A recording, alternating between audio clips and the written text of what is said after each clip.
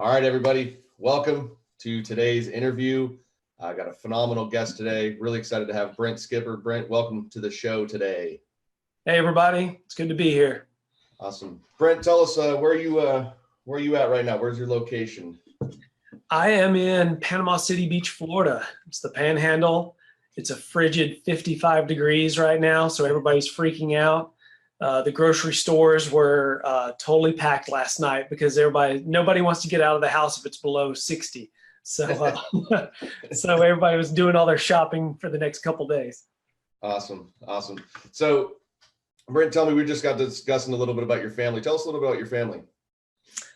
Family. I am a married father of 3 little girls, and they are 3 under the age of 10. They're 9, 7, and 4. 2 of them are in school. One's still at the house, and that's. I'm from South Alabama, and if you're familiar with the geography of the Panhandle at all, like people call the Panhandle LA, Lower Alabama. And I live in Alabama about an hour and a half north of here, but I have an office in Panama City Beach. There's an incubator down here that we operate Headhunter out of. Awesome. That's great, man. How has it been as you're starting this new venture you have here? Before we get into all of that, but tell us a little bit about the work-life balance that you face. Work-life balance. I am, there's the term serial entrepreneur. We all hear it nowadays. I'm one of those, and I'm 40. I'll be 41 next month, and been self-employed for, I guess you could say, about the majority of my working years. And I did start out in corporate America, but work-life balance is it's definitely tough.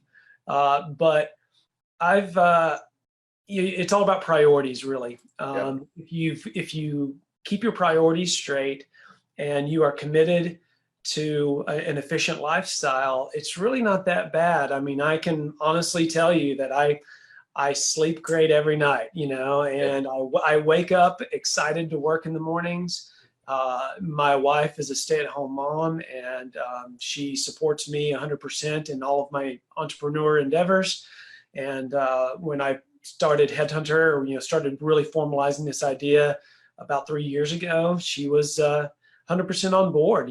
Obviously it's not like I just propose it to her and she says, yeah, go with it. I mean, she definitely pushes back and asks me questions, but work-life balance is, it can definitely be difficult. Everybody's dealing with a lot of pressures and distractions, but it can be done, and we just have to keep our head up and keep our priorities straight.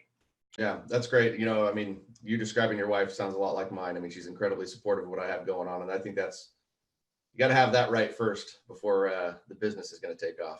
That's right. That's exactly right. So just to bring up a little bit of a sore subject, we were talking before we went live here, but Brent's an Alabama fan. Great football game this weekend with Alabama LSU. Where do you think, we were talking a little bit about the playoff, but where do you think this leaves Alabama? What are your thoughts on that? Oh, man. So to clarify, I'm not a Nick Saban fan. I mean, I'm definitely a fan of Nick Saban, but my parents went to Alabama. They met there while Bear Bryant was the coach. So I've been through thick and thin. Been an Alabama fan forever. And but the loss was tough, as we talked about. It was kind of a de facto playoff game. So in order for Alabama to get into the playoff, a lot of good things are going to happen for them. Some people are going to have to lose for 2 SEC teams to get in. And as we talked about, if any of y'all out there like to argue college football, 75% of the arguments would be done away with if we just got rid of the conference alignment. There should not be 2 divisions within any conference. It should just be the best 2 teams play for the conference title. And that's going to eliminate, like I said, 75% of the arguments are going to be gone, because you're not going to have LSU playing an inferior Florida team or Georgia team. You're going to have LSU rematching Alabama, and then everybody's going to know the winner deserves to be in the Final Four. Yep. What are you going to do if Oregon hops Alabama in that Final Four? Oregon wins out, right? You have to deal with the Pac-12 team, which is my conferences, but yeah. If they hop in, it'll just be funny. We'll say "I told you so" when Oregon loses by 40 to LSU. Kind of like when they played Auburn. And that was in their heyday. They were averaging like 700 yards a game. They play Auburn, they get 250, 300 yards a game. It's just like when you play a good defense, things change. Absolutely. Absolutely. Yeah. So I was at the 49ers and Seahawks game last night. Yeah. And that was a hell of a battle, Yeah. I watched it. I did turn it off before the end of overtime, though. I was just tired. Yeah. Yeah. Well, I'm Central Time Zone, so I'm 2 hours. Yeah. Yeah. I mean, it was a long game, but it was the first time in Levi's Stadium that it's actually been like alive. We've been waiting for a game like that that's actually meaningful, because the Niners, since they've been there, they've sucked. So now that they're finally playing against the Seahawks, and God, I hate Russell Wilson. Gosh, he's so good. I've just been burnt by that guy so many times as a Niners fan, but he's incredible. So yeah, good game. But let's start diving into the fun stuff. Brent, tell us kind of about your kind of professional journey a little bit. Where'd you get started to kind of where you're at right now? So I graduated in finance, and I've worked in actually real estate development and private equity for a big chunk, if not the majority of my career, employed and self-employed. And then I during the recession, because I did work in real estate, the recession totally changed my life for several years, and that's when I first got introduced to the power of the internet and how flat the world really is. And all of the things that you can do, not just from software, but building hardware and things like that. I managed an international supply chain, took over an Amazon sales channel, almost tripled the revenue in 6 months. So I learned like a ton about Amazon and how all that works. Worked with a lot of really smart guys that were 10, 15 years younger than me at the time, or maybe not quite that much, but at the time I was 30, 31 years old. And there was an audio video tech company that I worked for. They hired me to manage a lot of their supply chain and purchasing, but I was 31 and I was the oldest person in the company, and they had about 40 employees. So they were all just young computer geeks, and man, they just opened my eyes to a whole new tech world. And that's where the juices started flowing. Nice. So do you have much of a recruiting background, or what the tool you've created, is that something you've kind of just created from need in the marketplace? So yeah, as far as Headhunter goes, I've never worked a day in HR. I have written many checks to HR people before, third party, and obviously, in-house, I've worked with them. And it really just came down to, over the years, we all, there's this stigma with HR, right? And I don't think it's very fair, especially because HR it's so all encompassing, but the recruiting aspect was my biggest beef, because I would get an email full of resumes for applicants that had already been screened and filtered, and it was just up to me to approve them and bring them in for interviews. And I was paying a lot of money just to get to that point. And then the first thing I did was I wouldn't even read the resume, really. I would just look at their name and I would Google them or Facebook them. Okay. Because that's what told me what I really wanted to know. Hard skills, their reference, their education didn't really matter for the majority of these positions. I could teach them or train them, probably even to be more efficient than the way they were coming from in a lot of cases, but the hard skills didn't matter. I wanted soft skills. Can this person work and play well with others? Are they going to be a grouch on Monday morning? That's what mattered to me: personality, character, communication skills.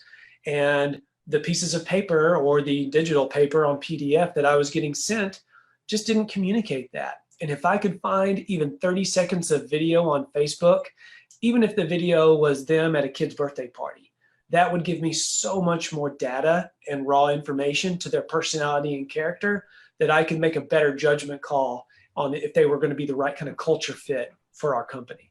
Right. Culture is obviously, very, very important now more than ever, as people are, companies are being trained on culture and things like that. So ultimately, with this Headhunter tool that you've created, and we're going to take a look at this here in a minute, guys, with Brent Skipper live here. So like and comment if you have any questions, if you're enjoying this interview. But is this pretty much tools just to open transparency between employer and candidate? Is that one of the main goals of it? That's right. It's open transparency, but I think it's important to keep in mind that one of the biggest inefficiencies in recruiting nowadays is it's not really treated like a two-way street. That culture fit, it's not just the company needs to find the right culture, for them, but the employee, the job seeker, they want transparency into your culture too, because even though the employer might think I'm a perfect fit for them, it might not be mutual. Right. All right. So you really, and Headhunter has often been compared to like Tinder for jobs. And as much as I used to despise that, but in reality, it's the best way to kind of liken it, because yeah, if you're dating somebody, I mean, how many times have we seen or heard, it's not you, it's me. And that happens far too often. And unfortunately, that costs employers thousands of dollars when 6 months into the relationship, it's not you, it's me. No matter what side of the table it is, it's not working out. A change has to be done. Both sides lose. Okay. The employer loses thousands of dollars in productivity, if not more, and having to replace the person. And then that poor person has to go out on the job search again. And when 86% of the people out there say that they're frustrated with the job search, that's not a good thing. Right. Now, what have you seen? I know that you're ramping this tool up and things like that, and just getting people started on it. But from, is there a little mini case study you can kind of give us in terms of results and stuff since you've kind of launched this? So yeah, some of the results that we're getting, that we're hopefully going to build more formal, studies on as time goes on. But what we're hearing is that employers are saving over 20 hours per job opening. And a lot of people, one of the things that I've learned is that a lot of people don't realize how much time they really do spend recruiting. Okay. Especially in-house employers and small businesses, 50 or less employees.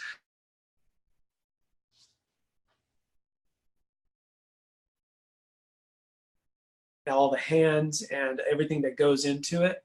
And so, but once they quantify it, they're like, yeah, like I did. They're telling us that they're getting better interviews. So as opposed to giving 10 interviews and maybe 1 or 2 offers going out from those interviews, now they're giving 4 or 5 interviews.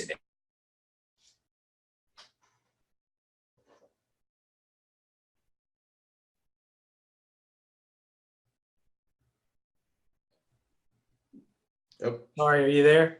Yeah, you get a little bit of tech stuff going on here, yeah, but last night you cut out with 4 or 5 interviews, but did you lose me? Yeah, after about 4, you said. So yeah, they're just getting better quality interviews. Anecdotally, they'll just be like, yeah, like I used to give 9 or 10 interviews, and I was lucky if one of them was worthy of an offer, and then I would make the offer and they would reject it, or they had already taken another job or something. So that's where efficiency comes in, because they're lining up all of these interviews to find the perfect culture fit. That takes time. Can you come in for an interview Tuesday, whether it's a video interview or not, it still takes time. You're kicking the can, it takes way too long to hire. And the faster you can hire, the better fit you're going to get. And with Headhunter, people are seeing better quality matches and faster efficiency. Got it.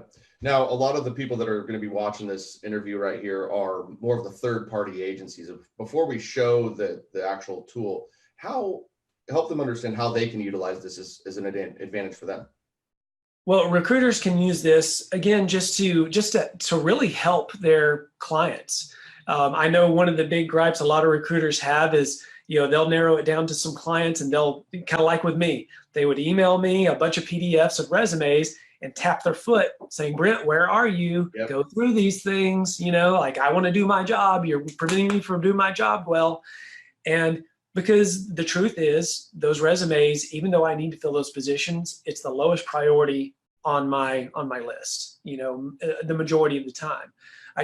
Nobody likes to read resumes, or very few people do, I guess we could say. So now what we're doing is we're saying, hey, recruiter, now you can text them a link to a video profile of the applicant. And so if they're sitting in traffic and gridlock, they can bring it up on their phone, or if they're driving their Tesla and they're on autopilot, they can start going through video resumes right on their phone, and they get right to the things that matter, those soft skills that we talked about earlier. That's what matters the most, if not just as much as hard skills. And so they can they can feel confident in their decision that there's a high degree of probability that their finalists are going to be a great fit for their company. Love it. Love it. Well, why don't you go ahead and pull up the app right now and share it with us. While Brent's getting this prepared, feel free to comment, ask any questions as he's doing this. As he goes through, I can communicate that with him and see if we can get you the live feedback for those of you that are listening live. But definitely want your interaction. Let us know what kind of questions you have around this app once we get going with it. All right, let me make sure this is connected. Can you still hear me okay? Yep. All right. So, oh, here we go. So those of you just tuning in, we were talking with Brent Skipper with the Headhunter app. He's about to give us a live demo of this app right now. He showed me this the other day. It's pretty dang phenomenal what he's come up with here. It can be a huge advantage for your agency this year, just to kind of show up in the market, use it as a competitive advantage and, you know, a different offering for your clients. So I think there's a lot of opportunity for us in the third party space and the executive search space. Okay, yeah, here we'll do this. Chat.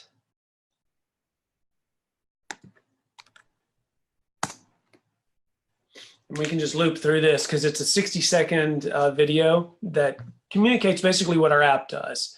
And what it is, guys, and hopefully we've still got everybody on board here, is it's a video hiring platform. It's a way for people to communicate transparency, culture, and most importantly, authenticity. The data is overwhelming that people, you know, job seekers don't, the short of it is job seekers don't trust your job description. Everybody's job description is written to make it look like a perfect fit in a utopia, right? That same skepticism exists on the employer side. Like I mentioned earlier, I get resumes, they could have copied and pasted it from who knows where. And at the end of the day, even if it is 100% accurate, the things that matter most to me are the soft skills, and I thought, why don't we, just like I wanted to find video on Facebook of somebody, which was hard, especially because nowadays fewer and fewer people seem to be on Facebook, or at least they have their privacy settings changed. But if you look on your screen here, and Donnie, if you press play, yep. What we get into is what the very first step in job search should not be a job application. That's what I believe. Okay. Job applications are a waste of your time. They're a waste of the job seeker's time because they don't communicate efficiently what we need to know. Okay. Is your video moving? Nope. You want me ready for me to start it? Yeah, go ahead and press play. We can play in the background, and I don't know if there's any video, but it's a lot smoother. I don't know if this is just a transfer thing, but what we're looking at are video job previews. Okay. And this loop is going to kind of go through, but you're getting to see more about the culture. People want to see the storefront. They want to see their cubicle. They want to see the truck they're going to be driving, the delivery car. They want to know what kind of computer they're going to be using. They want to see their coworkers. Here's an example of a warehouse. So even very basic entry-level blue collars, what we call them, jobs, transparency matters to the job seeker, okay?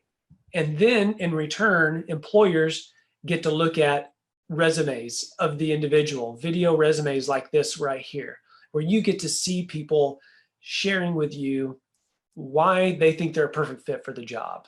They're telling you all about their culture, their personal brand. And yeah, you can bring that up and we can loop it through again. But all with the tap of a button on your smartphone, you get to see that kind of more personalized approach to hiring. Because and again, just to remind everybody, it's a two-way street. You get to see video job previews, and in return, when people are interested, you get to see video profiles of the job seeker. That's really it just creates so much transparency, man. It's so awesome. That's really the gist of it. It's very user friendly. And then, this is something that you can think of as a gateway to your ATS. Before people clog up your funnel and clog up your ATS, you need to know if they're legitimately interested or not. And this is the way to do it in a personalized way. You're not relying on algorithms. You're not relying on keywords or robots to do the screening for you.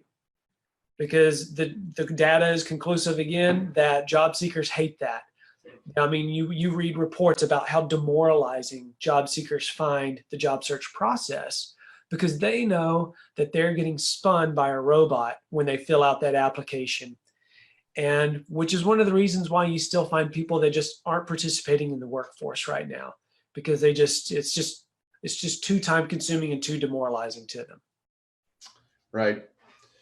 I mean, this tool just creates so much transparency. It's amazing. And I like how you've created it to where it's a both side thing, right? It's got to be a win-win for both the company and the candidate as well, which I know a lot of the recruiters that I work with, that's, one of their biggest things that they pride themselves on is they're not transactional. They try to partner with their companies, and this would just be a huge tool to really formulate a better relationship. I mean, I think video is one of the things that kind of closes that gap to know, like, and trust faster. I promote it so much with marketing, but for the job search, I think it's just equally as important.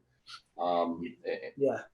You get people now. I've been to these trade shows, and you'll have one seminar in the trade show is devoted to AI and how it's going to just be the easy button for recruiting and make life easier for everybody. Mm-hmm. And then after the lunch break, the next seminar, somebody else will talk about personalization in recruiting. And I'm like, listen, guys, you can't have it both ways. It's like, right. It should be personalized from the very beginning. If we, and our motto at Headhunter is people over paper. And right. We do that through what you're looking at. We allow you, the best employers are going to find the best match by showing who they are in the first step. Don't just give me a job description that makes it look like utopia, as we mentioned earlier. Show me who my boss is really going to be. That's great that you're a wonderful recruiter and a great hiring manager, but I need to know who my boss is going to be because I'm a passive job seeker. I already have a pretty decent job, and I'm pretty content where I'm at, but I'm sitting at home on Netflix, scrolling through Indeed or ZipRecruiter or whatever, and I want something to jump out at me. Headhunter allows people to get their job listing to jump out because now at the top of that job description, it says for a video job preview, click here. And that's where it starts because the data says they don't read that job description anyway. But the data also says that a video is going to engage people significantly more efficiently than a written job description. Absolutely. What would you say, a lot of folks will probably ask, what are you going to do? Because I know that, doing what I do with a lot of people and getting them to have the courage to get on camera to promote their business, I'm sure that there's going to be candidates that look at this and may have some just fear, right?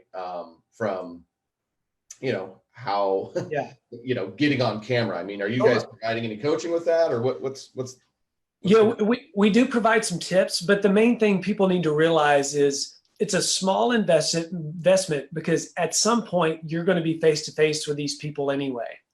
And I tell people, again, it brings up to 20 hours. Like, okay, if I could tell you that for every job opening, you're going to save 20 hours for you or your client, if you're a recruiter, if that recruiter, once they realize that, okay, if I step out of my comfort zone and I do my little selfie or I take some video of the warehouse or the office space, in just 30 or 60 seconds, they are going to save literally, what we're seeing is over 20 hours in one single position, not to mention get a better fit. Because I believe that it's not just a time-saving tool. What we're seeing now is that I think the metrics of turnover and retention are going to change in the right direction. Mm-hmm. And employee engagement is going to change because again, you're getting a better culture fit by dealing with better quality from the very first step, and you're going to be able to hire faster. Yep, absolutely. So it's, it's not for everybody. I get it. Mm-hmm. But, just like, my mom and dad, they thought Facebook and FaceTime and Marco Polo was a complete waste of time a few years ago. But now my mom is realizing that on Marco Polo or FaceTime, she can chat with her grandbabies, anytime she wants. and she loves that kind of efficiency and visibility. And employers have got to understand that that's where the economy is moving. Video on mobile is disrupting so many industries. Yep. We've got to get on board now with video on mobile. And there's just no way that job search is going to be done the same way it is today in 3 years. Right. Now, what kind of integrations do you have with this tool? Are you working on integrations with any of the ATS, players out there, or is that too far ahead for that yet? We are working on some APIs. The great thing about our tool is it's hyperlink driven. Once you create your video job listing, you simply share the hyperlink, and you can put that hyperlink on Workday, any ATS. I tell people they just paste it at the top of their job description, or you can automatically send it out through Headhunter to LinkedIn. You can put it on a Slack channel, Facebook, wherever you want to cast your net. It's just hyperlink driven. And then in return, you're going to get mobile notifications of people that are showing interest in your job with a link to their video job preview. Videos are required on both sides of the table. Right.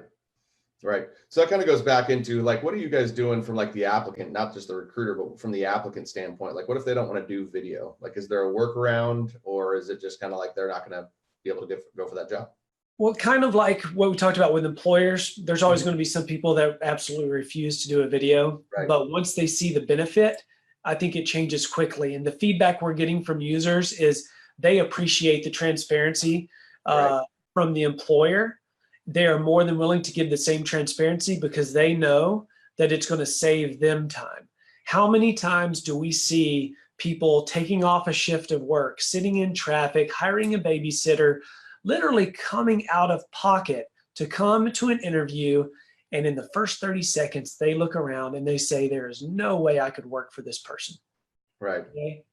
That happens way too much. And that kind of example, it's a two-way street. How many times has an employer had the same thing? I had an attorney that's looking for an admin assistant right now.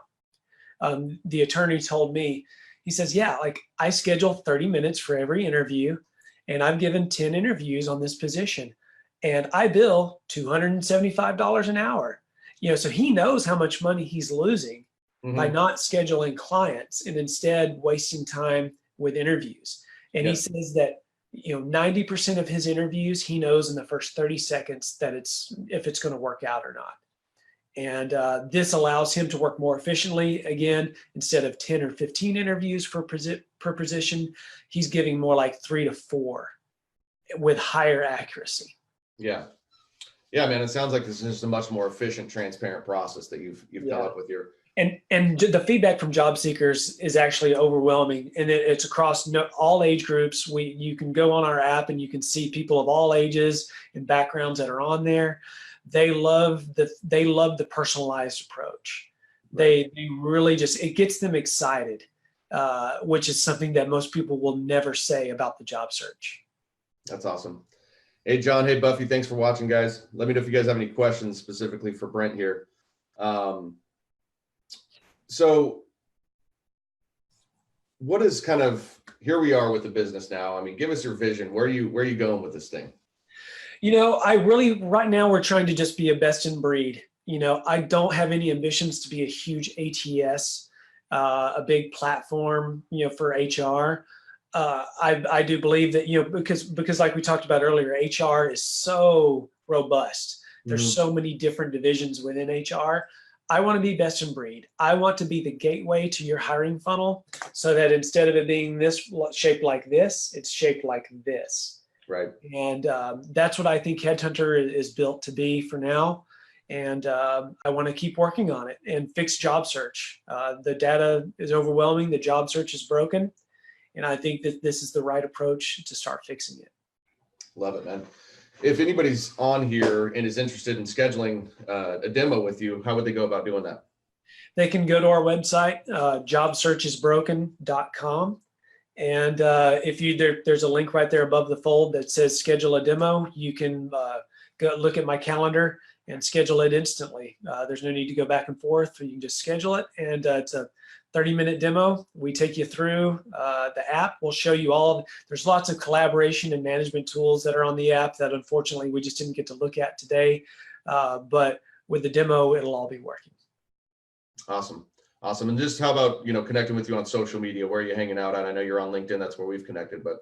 Yep. You'll find me on LinkedIn. We do have Facebook. We have Twitter and Instagram. And if you just search for Headhunter App, usually we come right up. Beautiful. Awesome. Awesome. Well, thank you so much for being here, Brent. Unfortunately, we got those technical issues, but I think we got a good overview. And for those of you that are watching and want to schedule a demo, I highly, highly recommend it. I've already seen the demo behind the scenes with Brent. It is just a cool tool. Obviously, that video gave us a taste of it, but you really got to take the time to schedule the demo because there's so much.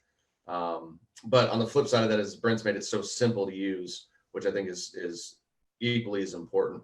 Brent, at this point, if you could, I usually ask people what kind of advice you have, or what's one final thought you could leave with the group here today? I guess the final thought is that despite what the data says, there are tons of good job seekers out there. Some people call them passive job seekers. There are better matches to be made. There is just not, up until now, there has not been an efficient system to place these people and to match them with the right jobs, and to match employers with the right employees. And this tool makes it happen. If you'll just give it a chance, it's amazing with the power of video and how much more efficient it is for both sides of the table. Beautiful, man. I love that. I love that. And I totally agree. Video is, for me, it's marketing. Video is still the number one thing I think out there that everyone needs to be adopting. And yeah, I tell people to ask their marketing director, what kind of ads are the most efficient and what's engaging, nowadays. And it's overwhelming. In almost all spaces, it's video ads. Absolutely. And, so employers and recruiters have got to start having that mindset, because especially the younger generations, they are all about efficiency. They don't want to waste time. They don't want to sit in traffic. They don't want to go to 10 different interviews. That's why you see stats about, high turnover and how people are changing jobs every 6 months. And that didn't happen 20 years ago, but now it does, because people are like, I just want to go and find the right fit for me. Right. I want to work in the right culture, and they're just going to, it breeds inefficiency to do things the old fashioned way, the way the job boards are set up. You incorporate a little bit of tech with video, like we've done, video on mobile. The majority of job searches on mobile. So you need to be there. Awesome, man. Love it. So guys, reach out to Brent if you want to get on the cutting edge of recruitment in 2020, get started in 2019 so you can hit the ground running next year. Brent, thank you so much for being here. Really enjoyed this conversation. And Facebook group, we will see everybody Thursday. We'll be interviewing Jennifer Doskow. So she'll share her story as a recruiter and her journey. And we'll also talk about some pretty amazing results that we've had working together. But Brent, thank you again for being here, man. Really enjoyed it. Thank you. Appreciate it, Donnie. All right. We'll see everybody soon. Bye, y'all. Thanks.